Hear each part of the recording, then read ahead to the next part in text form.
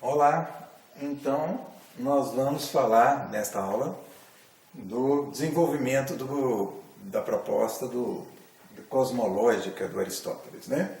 Do sistema geocêntrico, e a gente já falou nas outras aulas que havia um problema. Ao mesmo tempo em que Aristóteles imaginou um universo centrado na Terra e que terminava na camada das estrelas, e um sistema que dava bastante certo, né, para a época, a gente viu que ele deixou algumas dúvidas. Nós vamos retomar essas dúvidas e como foi o desenvolvimento dessa história lá em Alexandria.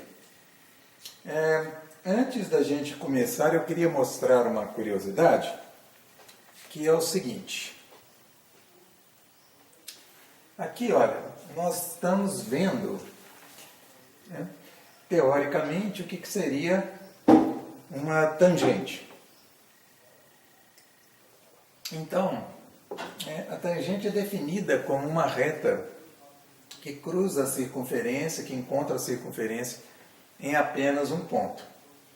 A pergunta será que essa reta está cruzando essa circunferência em apenas um ponto? Então aqui eu fiz um desenho da circunferência da reta com as duas bastante largas, né? E que já exacerba assim a dificuldade. Quer dizer, nós estamos vendo aqui que o encontro delas é praticamente em uma região e não em um ponto. Então a gente tem um zoom ali naquela região para ver, né, com mais detalhes. E a gente pode ver que realmente quando a reta cruza com a circunferência nessa situação, tem uma região inteira encostando ali. E eu confesso que não dá para aproximar nem afastar mais a reta da circunferência. Então, uma alternativa seria a gente fazer uma reta mais fininha. Olha, quem sabe, na esperança de agora conseguir desenhar uma tangente. Bom, novamente, né, a gente pode dar um zoom lá, e a gente vai ver que quando a gente aproxima, e se a gente inclusive aumentar o zoom, a gente vai ver que novamente a gente se depara com um problema da região. Quer dizer, na verdade a circunferência está encontrando com a reta em uma região, o que no mínimo tem ali infinitos pontos, né? Não uma tangente, como ela é definida, porque para ser tangente tinha que encostar num ponto só. Então agora vamos ao mais fino que o computador me permite, a linha mais fina do desenho, que é essa aqui, né? E aí nós vamos de novo dar um zoom para ver se finalmente a gente conseguiu fazer uma tangente. Então, não sei se está muito claro aí para ver no vídeo, mas a gente vai vendo que a hora que as duas linhas se encontram, né, de novo, por mais fininho que seja, a gente vê ali uma região de encontro, exatamente aqui, e não um ponto. Bom, para que eu estou mostrando isso aqui? Para colocar em evidência a dificuldade entre o mundo ideal, imaginado, e o mundo real, né, dentro do que a gente consegue fazer. No caso aqui da geometria. Então, por que não é possível desenhar uma tangente? Né? Não é possível.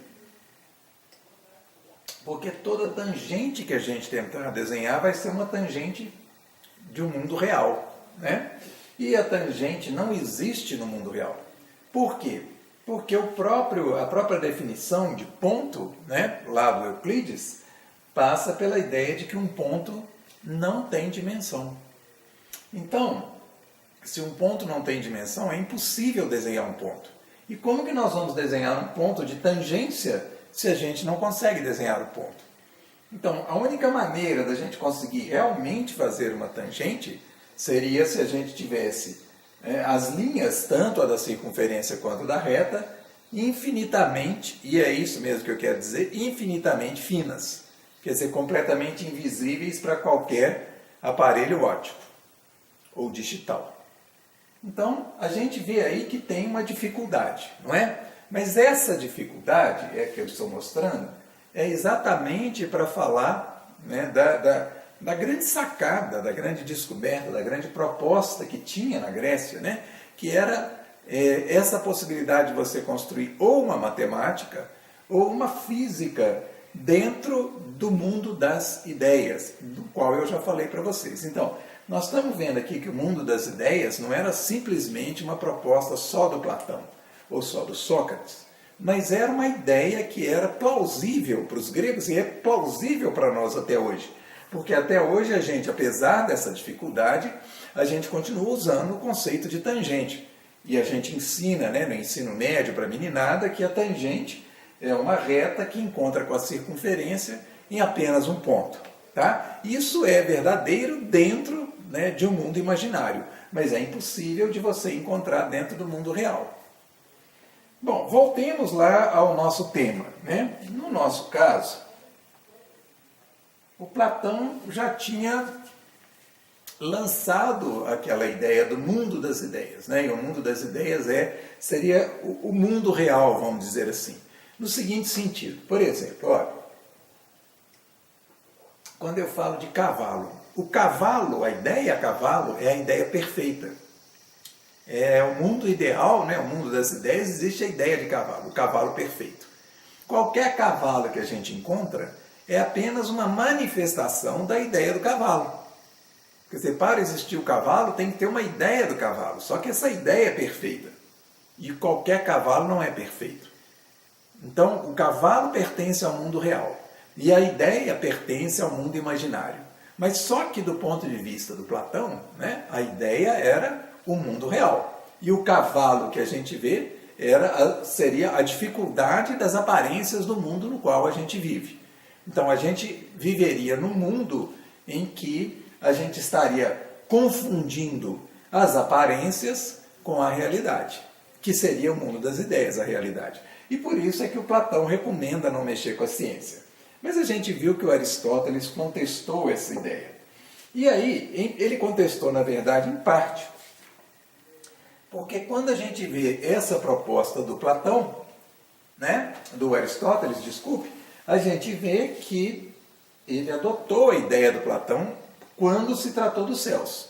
Então, né, o elemento que forma os céus é um elemento divino, chamado éter, e, portanto, né, ele é um elemento que vai ter que obedecer às características do elemento divino, que, né, no caso, ali para o Aristóteles, seria ele ser, por exemplo, perfeitamente esférico, né, quando ele se ajunta, né, e o movimento dele em volta da Terra ser um movimento circular. Vamos lembrar que ele colocou aqui no final do universo a tal do motor divino, que empurrava a camada das estrelas. Mas nós vimos que, já naquela época, havia sido percebido um problema sério em relação a isto, né? Nós vimos que o próprio Aristóteles sabia da paralaxe dos planetas. E a paralaxe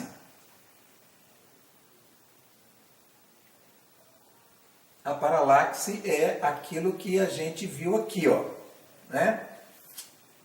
O zigue-zague, tá? Então, na aula passada, a gente viu que um planeta, como o planeta Marte, por exemplo, ele vem fazendo um zigue-zague no céu, né? Não é o zigue-zague de um dia, mas é um zigue-zague em meses. Quer dizer, se a gente vai acompanhando esse zigue-zague, né, dia a dia, por onde que passa o planeta Marte, em relação às estrelas, a gente viu que ele vai numa direção, ele volta e ele retoma essa direção. Isso eu mostrei numa animação na aula passada para vocês. E nós vimos ainda que houve, né, logo depois da morte de Aristóteles, nasceu um sujeito chamado Aristarco, e o Aristarco explicou esse zigue-zague dentro de uma proposta perfeitamente viável, que era a proposta heliocêntrica. Então, não era a Terra que estava no centro do universo, mas era o Sol. Então, o que o Aristarco nos ensina?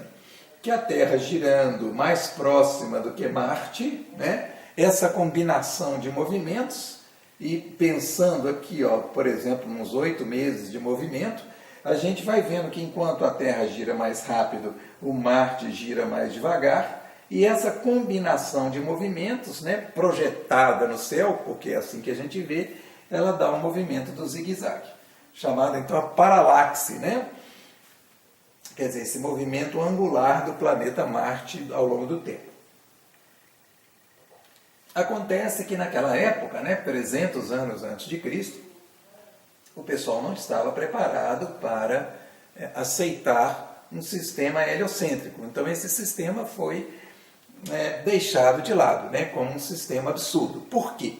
Porque o pessoal tinha dificuldade de aceitar que a gente está em cima de alguma coisa que está se movendo. Né? Quer dizer, quando eles se colocavam numa carroça, num cavalo, aquilo sacolejava, você solta uma pedra, você tem a impressão que a pedra caiu lá atrás, você sente a ventania, e nada disso acontecia com a Terra, nada disso acontece com a gente não sente ventanias por causa do movimento do planeta Terra, saculejo, se a gente solta uma pedra ela cai na vertical, não dava para aceitar, enfim, que esse fosse o sistema verdadeiro. Tá, se não era esse o sistema, então qual seria o sistema? Então coube a esse sujeito aqui, bom, vamos lembrar lá que o Aristóteles, vamos voltar lá, ele sabia dessa dificuldade, tá? Então ele não conseguiu uma explicação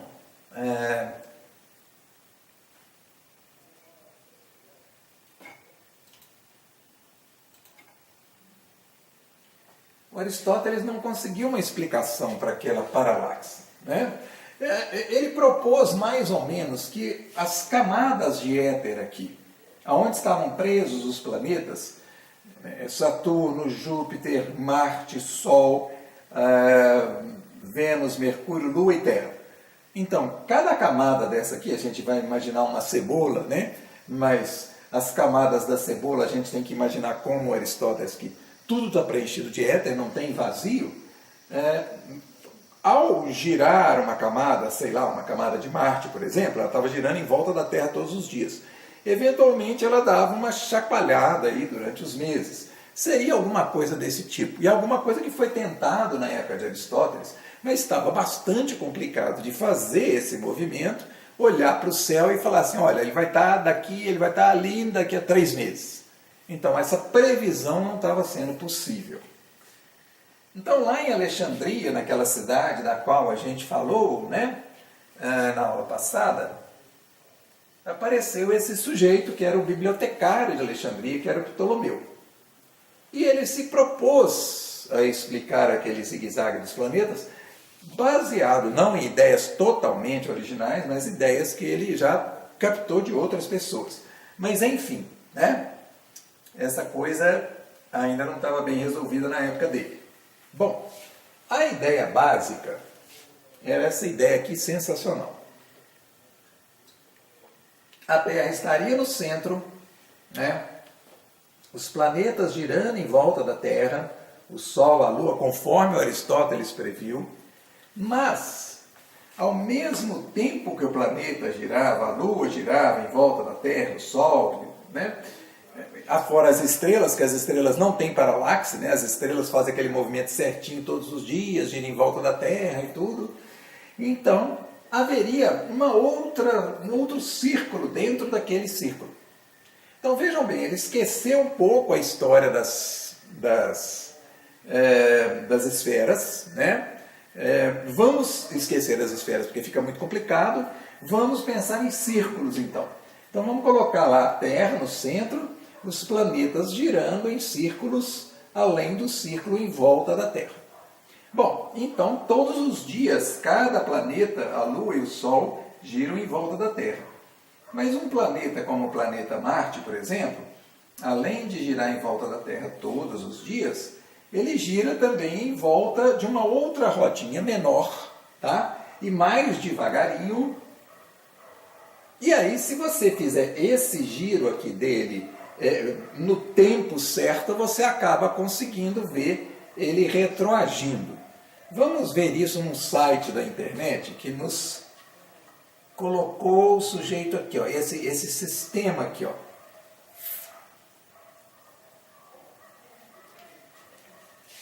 Então, neste site aqui, eles estão colocando o Sol. O Sol tem essa bolinha amarela aqui, ó. Cada uma desses espaços aqui, ó, é uma das constelações do zodíaco. Então, quando o Sol dá uma volta completa, até voltar a uma constelação dessas, ele está fazendo um giro de um ano, né? Mas a gente tem que lembrar aqui que aqui tem um passo abstrato, que é o seguinte: o Sol gira em volta da Terra em um dia, tá? Mas, né, ao longo dos meses ele vai trocando de constelação no zodíaco, ó. Né? A gente sabe que mês a mês ele vai mudando. Nós, por exemplo, estamos no signo de Libra, embora o Sol, eu já mostrei para vocês, ainda esteja em Virgem. Então, aqui está o planeta Vênus, né? Tem um pouco de exagero, desculpa, o planeta Marte. Tem um pouco de exagero aqui, mas é para mostrar o que acontece com ele. Olha, ao mesmo tempo em que ele está nesse círculo aqui em volta da Terra todo dia, ele está dentro de um outro círculo aqui, ó. Um círculo dentro do outro círculo. Então, no movimento dele, ó, repara que quem está aqui da Terra, está vendo ele andar para uma direção, e agora, porque ele vai passar por lá de lá do círculo, se a gente está da Terra, a gente está vendo ele andar na direção contrária. Ó.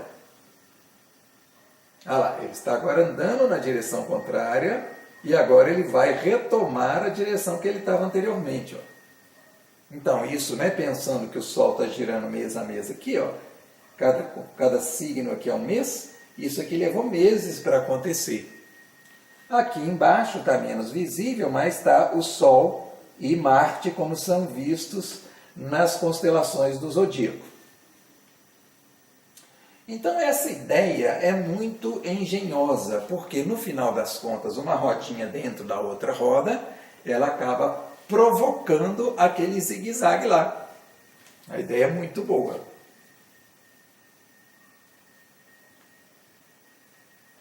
Bom, então esse aí já tinha sido proposto, né? Essa ideia já tinha sido proposta na época do Ptolomeu. Tá? Ele sabia dessa ideia das rodinhas, que é muito boa. Mas qual é o problema? O problema é que ninguém conseguia, essa rodinha pequena chama epiciclo, ninguém conseguia colocar essas rodinhas nos lugares certos. De que jeito que eu estou falando? Da seguinte maneira, eu vou colocar essa rodinha tal, igual aquele que a gente viu naquele site, de maneira que eu sei exatamente onde está Marte hoje, eu sei exatamente onde vai estar Marte daqui a 3 meses. Por quê? Nós estamos no mundo grego, e o mundo grego exige que as coisas tenham perfeição. Ainda mais se eu estou lidando com o éter, ou seja, tem que existir uma maneira perfeita das rodas girarem e de eu conseguir descobrir então que o planeta estava ali e amanhã ou daqui a 3 meses ele vai estar do lado de cá. O problema é que quem inventou esse sistema, as pessoas que desenvolveram esse sistema antes do Ptolomeu, elas na verdade não conseguiam fazer esse sistema funcionar. Por quê? Porque as previsões que eles conseguiam, e isso era feito por tabelas, então, se ele vai girar aqui em tantos meses e as estrelas são essas, ele deve aparecer lá. E fazendo girar Marte, você tinha que girar Saturno, você tinha que girar Júpiter, você tinha que girar Vênus, você tinha que girar Mercúrio, enfim, né? Era um sistema complicado e que no final das contas não estava dando certo. Qual foi então o salto que o Ptolomeu conseguiu dar? Ele usou essa geometria, ele conseguiu acertar, e agora era possível fazer as previsões, mas teve um custo, e isso é muito interessante. O custo foi o seguinte, olha, aqui está o deferente, tá? O deferente, então, é o círculo que o planeta percorre todos os dias em volta da Terra, né, em 24 horas. E esse aqui é o epiciclo que o planeta vai percorrer durante os meses. Mas aí qual foi o arranjo do Ptolomeu? Ele tirou a Terra do centro. Quando ele tirou a Terra do centro, porque ele viu que tinha um excêntrico ali, né, ele jogou esse centro para um ponto A imaginário. Agora deu certo. Então, Ao tirar a Terra do centro, ele vai fazer também com que o planeta tenha hora que ele esteja mais perto da Terra, tenha hora que ele esteja mais longe da Terra. Mas vejam bem, olha, se o deferente do planeta, que ele passa todos os dias ali, né? Se o deferente está aqui e ele no epiciclo está para dentro, então ele está mais perto da Terra. Se o deferente está aqui, se ele está aqui no deferente e está aqui no epiciclo, ele está mais longe da Terra. Então esse sistema que o Ptolomeu propôs, ele coloca o planeta às vezes mais perto da Terra, às vezes mais longe da Terra. Isso aconteceria se a Terra também estivesse no ponto A, ok? Só que agora a Terra está deslocada do ponto A. E ele achou aqui ainda um equante. Olha só, o que esse equante está dizendo? Que o tempo que o planeta anda no deferente aqui é o mesmo que o tempo que o planeta anda no deferente aqui. Só que este lado, essa corda é maior que essa corda.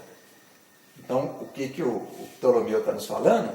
Que o giro do planeta em volta do ponto A não é constante. Tem hora que ele está mais rápido, tem hora que ele está mais devagar.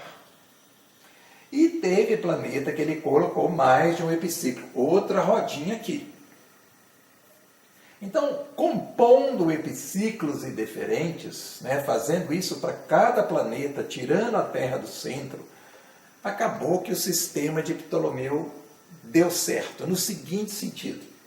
Ele conseguia, né, acompanhar o planeta ao longo do ano, de acordo com o movimento dele entre as estrelas, e ao mesmo tempo, né, ele conseguia mover essas rodinhas aqui no papel. Então ele conseguia fazer o movimento das rodinhas aqui e falar, olha, daqui a 3 meses o planeta vai estar nesse ângulo aqui. E daí a 3 meses o planeta estava lá naquele ângulo. Isso foi tão bem bolado, e aí eu não sei qual é o grau de erro que teria hoje, ou se seria possível fazer isso à perfeição, com todos os dados, quer dizer, com a medição precisa, com a precisão que a gente tem hoje das medidas. Eu não sei se um computador conseguiria reproduzir, talvez sim, o sistema de Ptolomeu, mas para a época, para os dados que tinha, para as observações a olho nu, essa coisa era perfeitamente viável. E então, por isso é que esse sistema que ele inventou, né, ou trabalhou, completou por volta do ano 100 depois de Cristo, ele vai durar até mais ou menos o ano de 1600, né, depois de Cristo, né, ou seja, 1500 anos.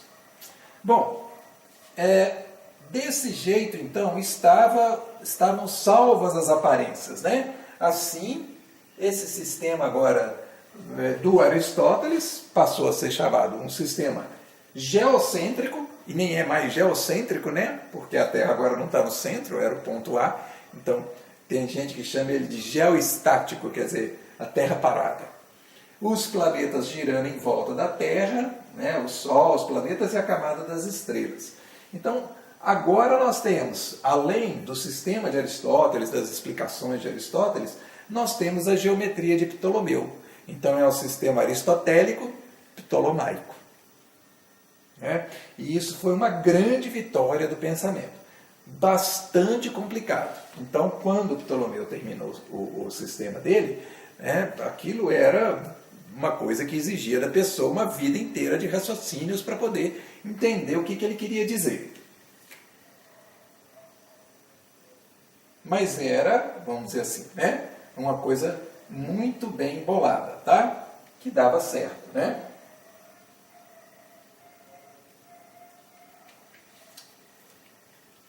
Vamos seguir adiante, então. Está aí a solução do Ptolomeu, a coisa está dando certo, né? Então, ele põe um centro geométrico, né, que agora é o ponto A, não é mais o centro, não é mais a Terra. A Terra está fora do centro do deferente. O equante é aquele ponto ali, né? Esse ponto aqui é onde o tempo que o planeta gasta aqui é o tempo que o planeta gasta aqui. Ou seja, ele está dizendo, né, que no giro que o planeta dá em volta da Terra, tem hora que ele está mais rápido, tem hora que ele está mais devagar.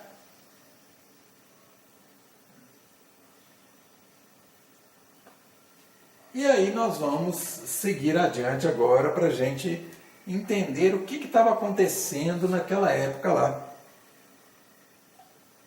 do Ptolomeu, tá? Para fazer isso, nós vamos retomar aqui o Império Romano. Então, o Ptolomeu já viveu na época do Império Romano aqui em Alexandria.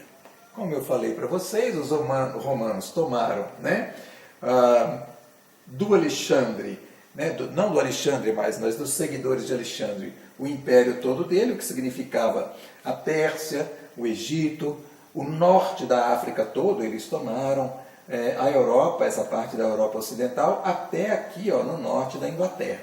Aqui eles foram vencidos, então fizeram uma barreira aqui, né? Então, esse Império Romano, né, que começa a se organizar mais ou menos 200 anos antes de Cristo, ele vai durar como um todo assim, até mais ou menos 400 e tantos anos, 450 anos depois de Cristo. Então teve uma duração longa, né? E na época do Ptolomeu, Alexandria, como eu já disse, era a capital intelectual, quer dizer, a Biblioteca de Alexandria, ela era uma biblioteca, uma universidade e era também um templo do pessoal que morava lá. Repara como o Império Romano era muito grande, né, bastante extenso, e portanto ele tinha, né, umas fronteiras muito grandes. Olha, a linha, o perímetro dele é muito grande. Um império muito rico. Então os romanos souberam administrar de uma maneira que era bastante razoável. Eles permitiram que os povos tivessem os seus costumes, né, embora tivessem que realmente pagar os impostos. Então Roma ficava aqui no centro, cheio de estradas para todo lado, daí vem aquela expressão popular, né, qualquer caminho leva a Roma, né, porque a ideia era que facilitar tanto o deslocamento de tropas quanto o deslocamento dos pagamentos de impostos. E Roma foi enriquecendo, né? Bom, acontece que a riqueza gera problemas também.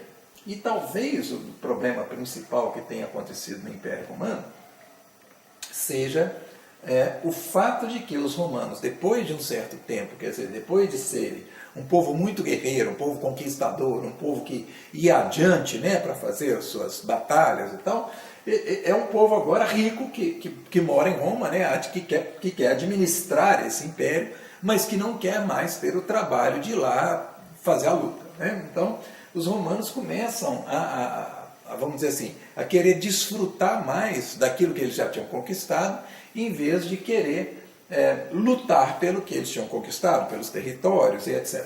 E evidentemente, né, devido inclusive a esse momento, né, esses séculos aí de uma relativa estabilidade, era um império muito rico, né, e um império muito cobiçado por causa disso. Então a gente vê que os romanos eles deixavam uma certa liberdade para os povos, né, e mantinham um representante deles de um pequeno corpo de guarda em cada lugar para garantir a segurança ali. Bom, perto do ano zero, né, no ano zero, aqui perto de Jerusalém, nasce, a gente sabe que o divisor aí, né, de tempo é o Jesus, né, aquele sujeito que nasceu em Belém, perto de Jerusalém, né, ele era um judeu. Bom,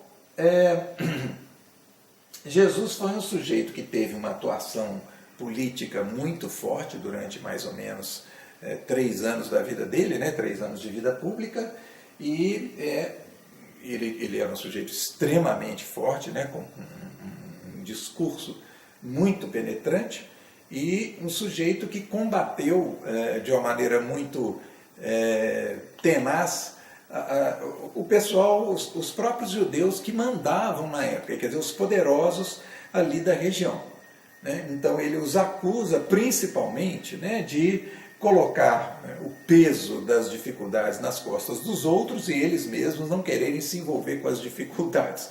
Alguma semelhança com o lugar que a gente vive, né? Quer dizer, a gente tem também um corpo de dominantes, né, de uma camada de dominantes que eventualmente passa as dificuldades todas para os outros, para os trabalhadores, para os que não têm poder, né, enquanto que eles garantem os seus privilégios. Então a gente sabe bem do que ele estava falando. E ele vai atacar esse povo de uma maneira muito tenaz, né, durante a vida dele. e isso vai criar uma série de problemas, né?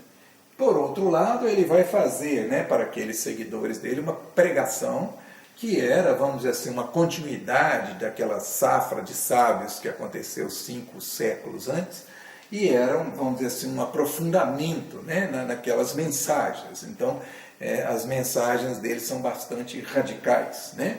Ele falava, por exemplo, ou você serve o dinheiro ou você serve a Deus, você não pode servir as duas coisas ao mesmo tempo.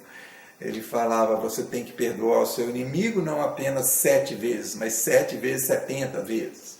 Né? Todo mundo sabia que a mulher em adultério tinha regras rigorosas, ela tinha que ser apedrejada. Ele vira para o pessoal na hora de apedrejar e fala, pode começar, quem não tem pecado que atire a primeira pedra. Então, assim, a vida dele está cheia de episódios em que ele confronta o poder instituído, né? E ele coloca ali uma nova mensagem, uma mensagem difícil demais, que é uma mensagem de amor, de perdão, né? De generosidade. Então, uma mensagem que era muito atraente, principalmente para as camadas mais pobres da população da cidade, entre os judeus, né? E por causa disso, a gente sabe que ele foi levado ao tribunal. Eu quero chamar a atenção para o momento em que ele vai ser levado para Pôncio Pilatos. Quem era Pôncio Pilatos, afinal? Ele era exatamente um representante dos romanos, ali entre os judeus. Ele representa Roma, por isso que eles não podiam, né, crucificar um sujeito, e a crucifixão era reservada para pessoas que eram inimigos mesmo, que era um castigo terrível. Eles não podiam crucificar sem pedir permissão para o chefe, que era romano. E a resposta de Pôncio Pilatos, que está gravada, é que ele vai dizer assim, não, esse homem, ele é inocente. Ele não tem, para mim, vocês vão sujar as mãos no sangue desse inocente. Ele, inclusive, tentou negociar e trocar o Cristo, Jesus, lá por um ladrão. Não, vamos crucificar o ladrão, deixa ele sair. Não, aí o povo, né, gritou lá, né, sob o comando, né, das elites entre os judeus, o povo falou, não, vai ter que crucificá-lo. E assim ele vai ser morto, né, como a gente sabe.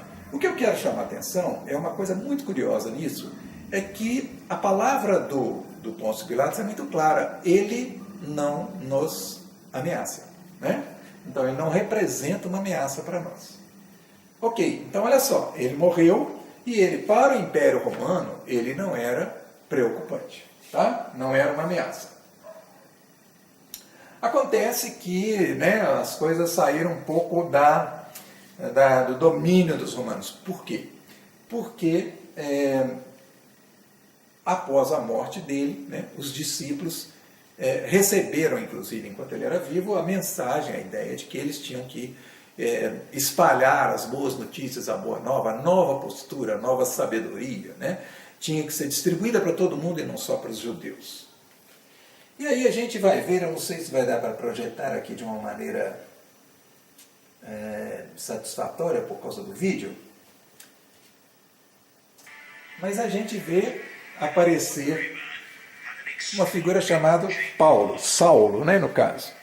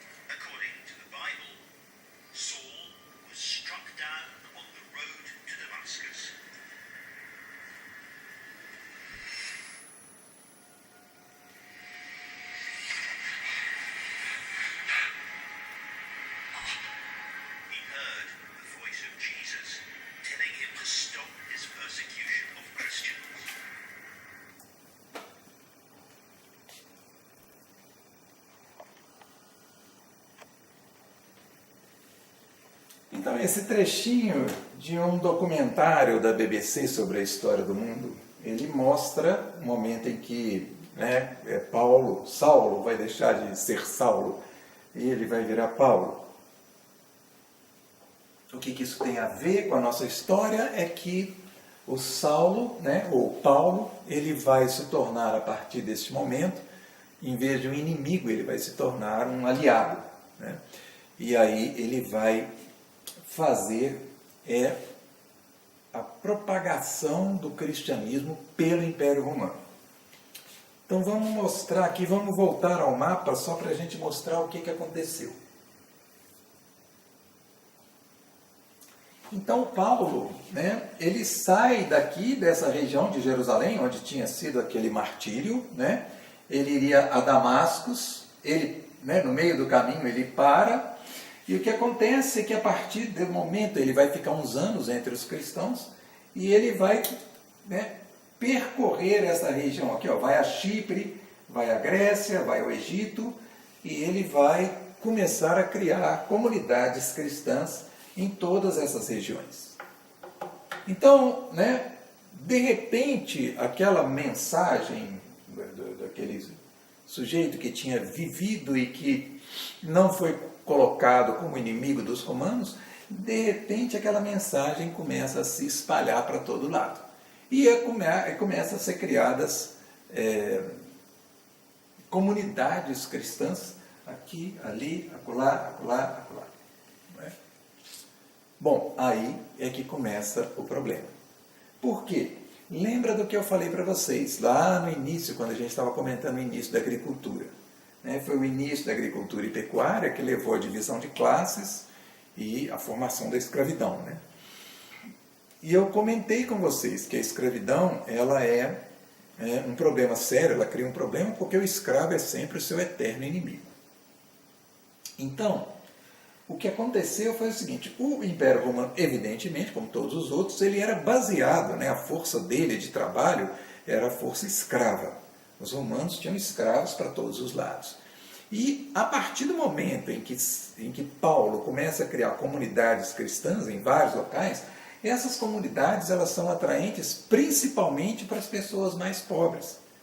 Essas são as primeiras pessoas que vão ouvir na mensagem do Cristo uma mensagem de consolo. As pessoas que eram oprimidas, que eram escravizadas. E é por isso, então, né, que, de repente, essas comunidades começam a criar problemas. Não que elas fossem, né, armadas, que elas estivessem querendo já tomar o poder, mas elas estavam simplesmente começando a se organizar. E isso mexia com a paranoia dos romanos. Então, a partir de um determinado momento da história, os cristãos passam a ser um problema sério. Os cristãos passam a ser um problema para os romanos, porque eles são aqueles que organizam, né, as camadas oprimidas, as camadas pobres.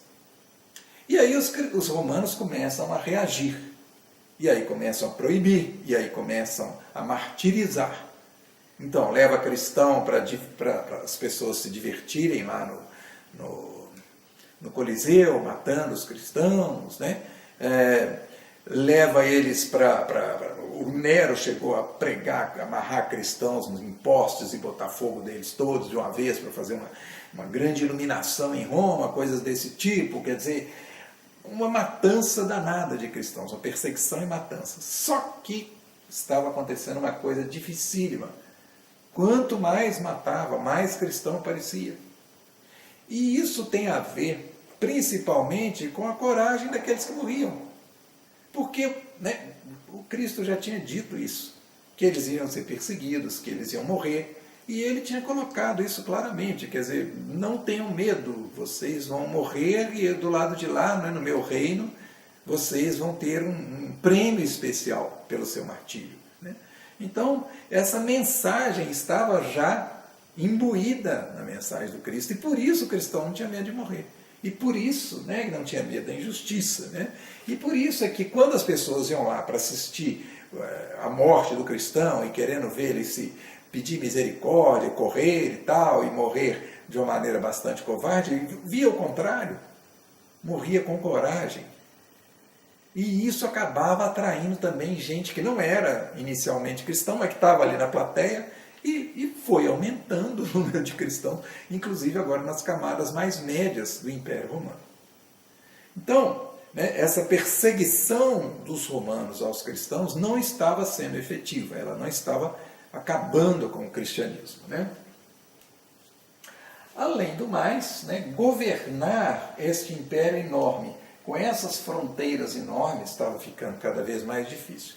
Então, o artifício que os romanos usaram diante disso foi contratar soldados pagos, os mercenários. Então, né, fronteiras passaram a ser guardadas em grande parte por soldados contratados pelo salário. Né? Até a ideia de salário vem do sal, né? Que era parte do pagamento do soldado. Bom, a questão é o seguinte, quando você tem um soldado protegendo a sua fronteira, e esse soldado é um mercenário, ele está ali por dinheiro, não está ali por amor a Roma. Né? E ele, se a coisa ficar feia, ele vai sair correndo.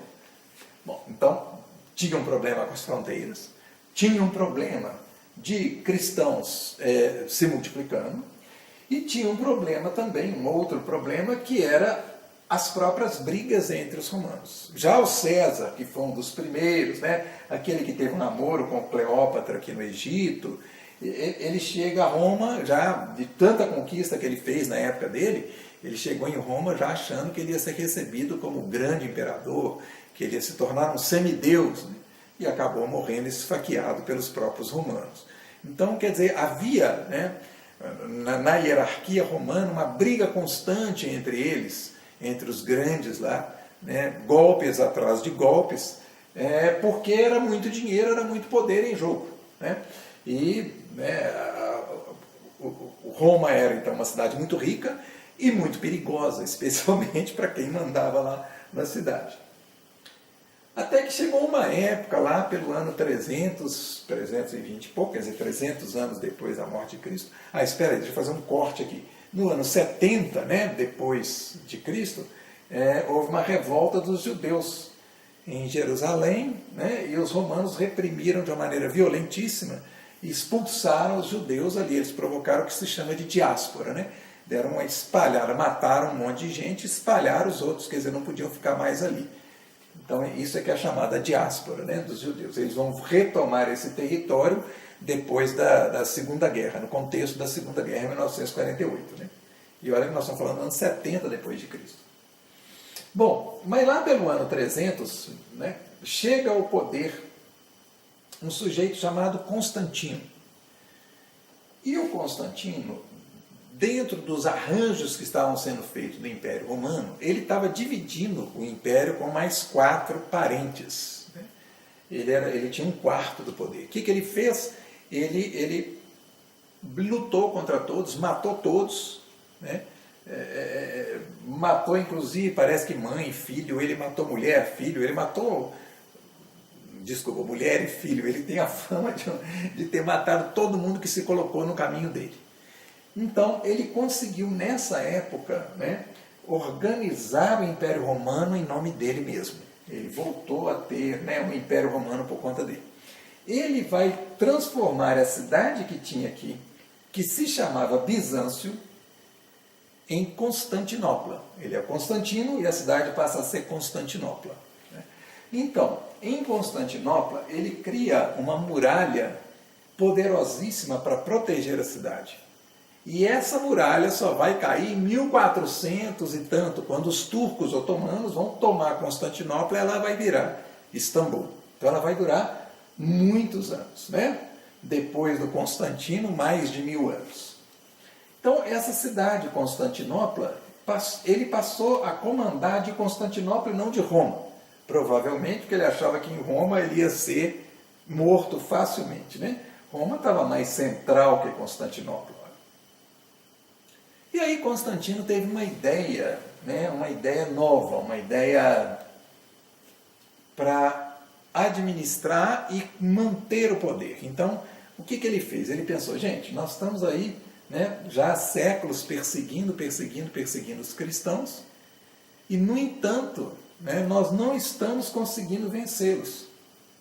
Então, o que nós vamos fazer? Em vez de lutar, já que você não pode com o inimigo, é melhor você se unir a ele. Essa é a filosofia dele. Então, o que ele faz? Aqui perto de Constantinopla tinha uma cidade nessa região ainda da Turquia, que hoje é Turquia, né, chamada Niceia. E lá ele organiza um encontro dos chefes cristãos. Então ele manda recado para as comunidades cristãs, no sentido de que ele ia organizar um grande encontro, né, e que era para os chefes estarem lá presentes. Até então, as comunidades cristãs eram pequenas comunidades. E cada comunidade tinha seu chefe, cada comunidade se organizava como podia. Né? Os chefes de vez em quando se organizavam, mas eram sempre comunidades escondidas. Né? Não era gente que ficava mostrando-se o tempo todo, porque eles eram proibidos. Né? Eles viviam debaixo escondidos da lei. Né? Então, essa chamada para os chefes foi muito estranha. E eles tinham medo daquilo ser um golpe. Quer dizer, o Constantino ia levá-los lá e, no entanto, ele ia matá-los lá enquanto eles estivessem reunidos. Acontece que o Constantino conta-se, né, que ele mandou espalhar a história de que numa das batalhas dele, que ele viu uma cruz no céu e que essa cruz estaria dizendo para ele que ele deveria então tornar-se cristão. E ele tinha então, as intenções dele eram boas intenções. Né? Na verdade, assim, ao que consta, ele só foi batizado mesmo na hora de morrer. Apesar de ter, né, falado isso, espalhado essa história, ele nunca se tornou cristão, só tornou-se cristão na hora da morte mesmo. Mas, de todo jeito, ele conseguiu, né, organizar esse encontro. Então, esse encontro é o primeiro encontro, né, é o primeiro concílio, e é o encontro que vai fundar a chamada Igreja Católica Apostólica Romana. Então vejam bem o nome da igreja, olha, Católica Apostólica Romana, quer dizer, ela foi criada pelos romanos, eu até já citei isso no curso. Né? Então vejam bem, né? Ele reúne os chefes lá e ele passa para eles a seguinte mensagem: olha, nós vamos criar agora uma religião que vai valer para todo o Império Romano. Essa religião agora não vai ser só uma religião de vocês, mas a religião de todo mundo, vai ser a religião oficial do Império Romano. Então essa era a ideia do Constantino. Né? E ele de fato conseguiu. Eles organizaram esse concílio e ele impôs, né, como condição que os cristãos unificassem as regras. Por exemplo, uma que eu já citei, que era a regra da determinação do dia da Páscoa. Então, a Páscoa ficou combinada para ser, né, depois que o Sol passasse no Equador Celeste, no equinócio de março, dia 21 de março, o Sol passava no Equador Celeste, então a próxima lua cheia seria a Páscoa. Então, essa maneira de comemorar a Páscoa foi instituída ali naquele concílio de Niceia. E a própria igreja, como igreja, né, católica, apostólica, romana, ela nasceu ali, né, naquele encontro de Niceia naquela época. Bom, mas acontece que, apesar, né, desse esforço do Constantino, da unificação do Império Romano, o Império estava em franca decadência. Era muita corrupção, de todo jeito, né? Era muita fronteira, e os povos, os chamados bárbaros, que viviam em volta, eram povos que estavam se organizando. Né? E dentre eles havia um povo perigosíssimo que vinha das estepes da Rússia, chamados os hunos. Mas a gente vai chegar lá. Né? A gente vai chegar aqui, ó. É este momento aqui, ó. Um momento de destruição do Império Romano. Tá? Mas antes eu queria falar de uma coisa. Olha, aqui está o nosso Constantino com a história dele.